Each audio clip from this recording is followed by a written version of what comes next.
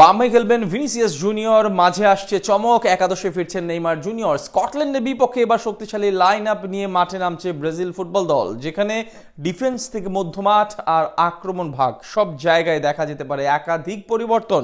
সব মিলিয়ে নেইমারকে নিয়ে ব্রাজিলের সেই সম্ভাব্য একাদশের বিস্তারিত থাকছে রিপোর্ট। বিশ্বকাপের মঞ্চে ধীরে ধীরে নিজেদের আসল রূপে ফিরতে শুরু করেছে ব্রাজিল।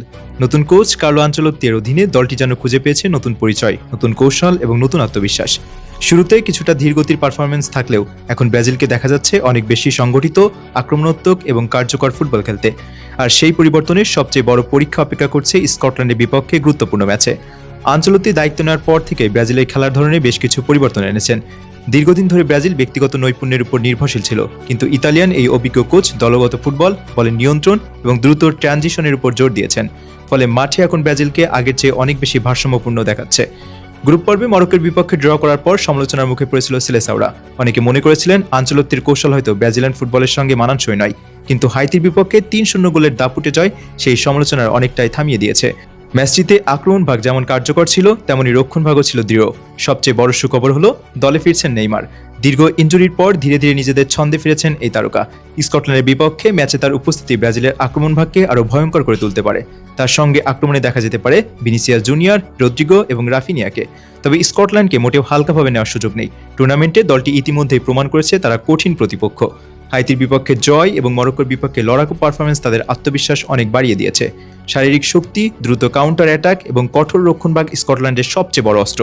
আনচেলোত্তি জানেন এই ম্যাচে শুধু আক্রমণ করলে হবে না, স্কটল্যান্ডের কাউন্টার অ্যাটাক ঠেকানোর জন্য মাঝমাঠে নিয়ন্ত্রণ ধরে রাখা জরুরি। তাই মিডফিল্ডে অভিজ্ঞতা এবং শক্তির সমন্বয় দেখা যেতে পারে। বল দখলে রেখে প্রতিপক্ষকে চাপে রাখা হবে ব্রাজিলের প্রধান পরিকল্পনা। আরেকটি গুরুত্বপূর্ণ বিষয় হলো মানসিক চাপ। নকআউট পর্বে স্বস্তিদায়ক অবস্থানে যেতে হলে ব্রাজিলের জন্য জয় অত্যন্ত গুরুত্বপূর্ণ। ড্র হলে সমীকরণ জটিল হয়ে যেতে পারে। ফলে শুরু থেকেই আক্রমণাত্মক মানসিকতা নিয়ে মাঠে নামবে 5 বারের বিশ্ব চ্যাম্পিয়নরা। ভক্তদের নজর থাকবে নেইমারের দিকেও। দীর্ঘদিন পর বড় মঞ্চে নিজেকে প্রমাণ করার সুযোগ পাচ্ছেন তিনি। পাশাপাশি ভিনিসিয়াস ও রদ্রিগোর গতিও হতে পারে স্কটিশ রক্ষণভাগের জন্য বড় হুমকি। অন্যদিকে স্কটল্যান্ড চাইবে ব্রাজিলের তারকাদের আটকে দিয়ে ম্যাচকে যতটা সম্ভব প্রতিদ্বন্দ্বিতাপূর্ণ করে তুলতে। সব মিলিয়ে এটি শুধু একটি গ্রুপ ম্যাচ নয়, বরং আনচেলোত্তির নতুন ব্রাজিলের জন্য একটি বড় পরীক্ষা। তার কৌশল, দল নির্বাচন এবং ম্যাচ পরিচালনার দক্ষতা আবারও যাচাই হবে এই লড়াইয়ে। ব্রাজিল যদি নিজেদের সামর্থ্য অনুযায়ী খেলতে পারে, তাহলে তারা ফেভারিট হিসেবেই মাঠে নামবে।